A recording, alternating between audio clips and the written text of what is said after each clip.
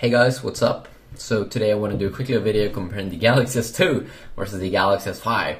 And now it's starting to get a little bit fun here because now we have a 2011 device versus a 2014 device. So we're on 3 years between these two devices.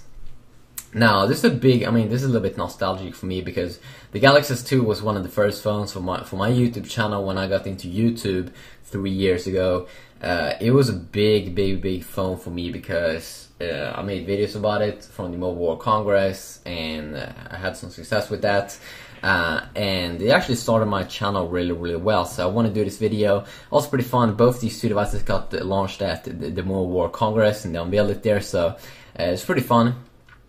If you take a look at the design here, let's see if I can let it load. You can kind of see how the Galaxy S2 looked like. A lot of people enjoyed it. It had that little bump there on the back side. And it has a very cool design, I think. We're very straightforward. I did like the big camera on the back side and all that.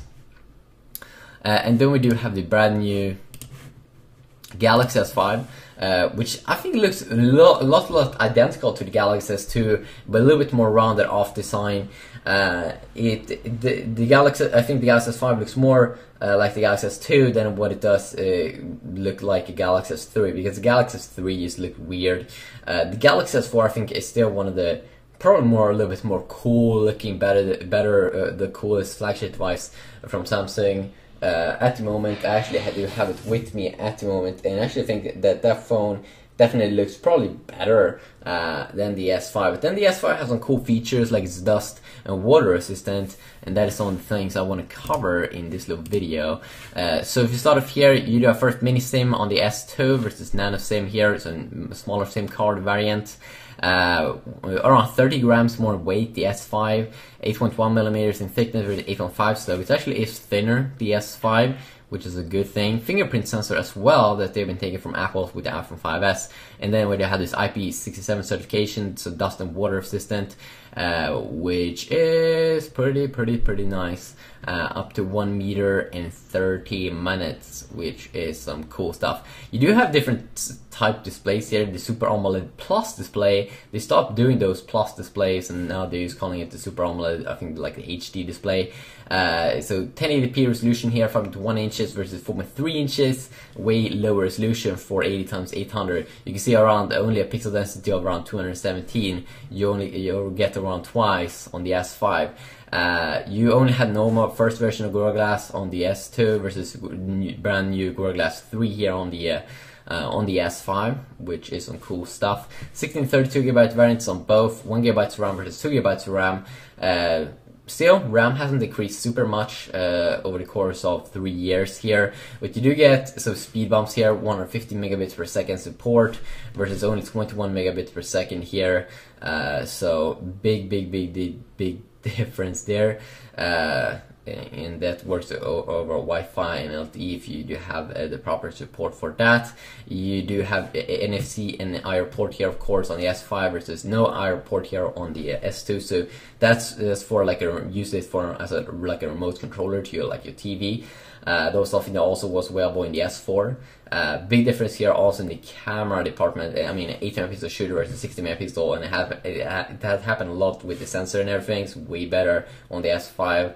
It was already good on the S4, and hopefully the S5 has some better focus, because I have some problems focusing with my Galaxy Note 3 camera, so hopefully this one is way better in that little area. The S5 also has 2K recording at 30 frames per second versus only 1080p here.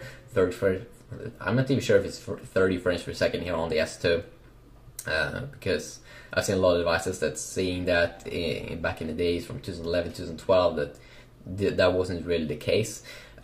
You do have the latest version here is a 4.1 Jelly Bean on the S2. You're probably not going to be upgrading to that much newer versions. You do have Android 4.2 KitKat, of course, right out of the box. The latest version of Android on the S5.